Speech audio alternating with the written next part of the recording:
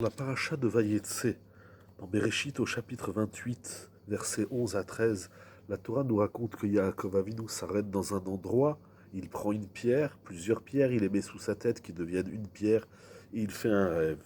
Dans ce rêve, Akadosh Baruch Hu se tient devant Yaakov Avinu et lui promet de lui donner la terre où il dort, c'est-à-dire la terre de Canaan, de la lui donner à lui et à toute sa descendance.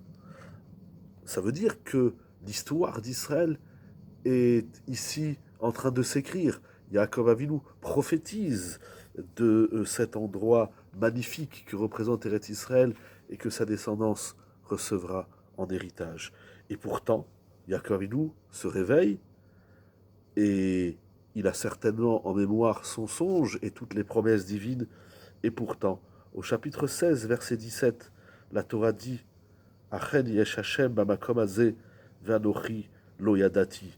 Voilà que Dieu se trouve là, et moi je ne le savais pas. Vanira, et il est pris d'une crainte, d'une peur. Manora makom hazeh enze ki met Elohim veze sha'ar hashamaim. Ce n'est que l'endroit d'Hachem et c'est la porte du ciel. Rashi commente de façon incroyable. Voilà que je ne savais pas, a dit Yaakov Avinu, ve'anochi lo yadati, car si j'avais su que l'endroit était saint, eh bien, était kadosh, je n'aurais jamais dormi ici. Bien évidemment, la question s'impose, mais s'il n'avait pas dormi, il n'aurait pas eu le songe, et s'il n'avait pas eu le songe, il n'aurait pas eu la promesse qu'Akadosh Baruch Hu lui fait de lui donner la terre d'Eretz Israël pour lui et pour sa descendance. Mais Yaakov Avinu se dit, j'ai peur, j'ai dormi dans cet endroit, je n'aurais pas dû dormir. Mais si tu ne dors pas, tu ne rêves pas. Et si tu ne rêves pas, Akadosh Baruch Hu ne se présente pas à toi et ne t'annonce pas toutes ces promesses magnifiques. Alors quelle est la crainte de Yaakov Avinu? Rav Eliyahu Lopian, Zecher Tzadik Livracha, dans son livre Lev Eliyahu, il dit de là nous voyons un grand principe, un grand yesod. Yaakov Avinu, il dit on ne dort pas dans un lieu saint. La Kedusha, la sainteté du lieu, ne nous octroie pas le droit de dormir.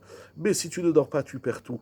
Eh bien, je ne veux pas des bénédictions, des brachot, si elles sont basées sur le mépris et sur le manque de respect du lieu saint. Alors il va quand même recevoir les promesses divines, il va quand même recevoir la bracha parce qu'il ne le savait pas.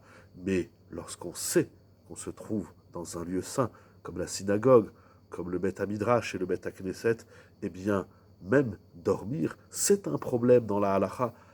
Et vaut mieux ne pas venir à la synagogue plutôt que de venir et de dormir. Si tu viens, reste réveillé et éveillé avec tout le respect de l'endroit du Beth Knesset, du Beth Midrash, de la sainteté qu'il représente, parce qu'il contient la présence de Dieu. Là, on a toute la bénédiction d'Akadosh Baruch Hu, nous dit le Rav Amir Chazani dans son livre extraordinaire As Be'echal Kodsho.